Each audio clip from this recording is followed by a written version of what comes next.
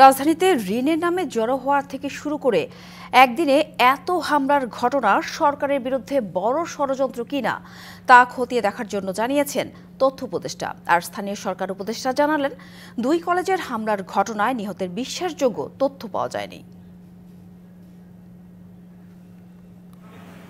সোমবার দিনব্যাপী ঢাকার বিভিন্ন প্রান্তে আন্দোলন আর বিক্ষোভ, হামলা হয় প্রথম আলোর আঞ্চলিক অফিসেও। দেশের এমন উত্তাল পরিস্থিতিতে ফরেন সার্ভিস একাডেমিতে সাংবাদিকদের মুখোমুখি 2 উপদেষ্টা। তথ্য উপদেষ্টা বলেন, কারো বিরুদ্ধে অভিযোগ থাকলে জানাতে হবে সরকারকে। সংস্কারের পদক্ষেপ বাধাগ্রস্ত করতে ষড়যন্ত্র হচ্ছে বলেও দাবি তার। যদি কোনো সুনির্দিষ্ট অভিযোগ থাকে সেটা আইনগতভাবে তারা পদক্ষেপ নিতে পারে।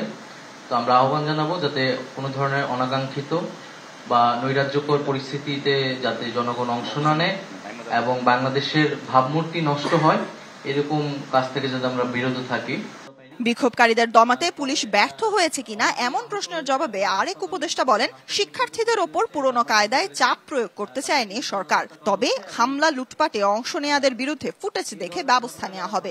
ভাঙচুর এবং মারধর। বসুন্ধরা ডায়াপেন্ট এখন আরো উন্নত। এই হট এয়ার থ্রো টপশিট দ্রুত শোষণ করে সোনামণিকে দেয় কোমল অনুভূতি। তাদের বিরুদ্ধে আইনগতভাবে ব্যবস্থা নেওয়া হবে এবং সামনের দিকে এ ধরনের কোনো কার্যক্রমকে আর কোনোভাবেই টলারেট করা হবে না। যে কোনো ধরনের আন্দোলনে রাইট ম্যানেজমেন্টের জন্য গুলি করতে হয়, হতাহতের মতো ঘটনা ঘটে, এই ধরনের ঘটনা এড়িয়েই যেন আমরা পুলিশ ব্যবস্থা নিতে পারে, সেজন্য পুলিশকে প্রস্তুত করা হবে। তবে সেটার জন্য যথেষ্ট সময় প্রয়োজন। পরে কথা বলেন প্রধান উপদেষ্টার প্রেস সচিব। আর চিন্ময় দাস ব্রহ্মচারীর ব্যাপারে ডিএমপি আপনাদেরকে জানাবেন। আমরা যেটা জানি উনি আটক হয়েছেন এবং উনার নামে কোতোয়ালি থানায় একটা মামলা আছে, সেটা ডিএমপি আপনাদেরকে ফার্দার আরো ডিটেলস জানাবে। Sultana Swarna, DBC news, Dhaka.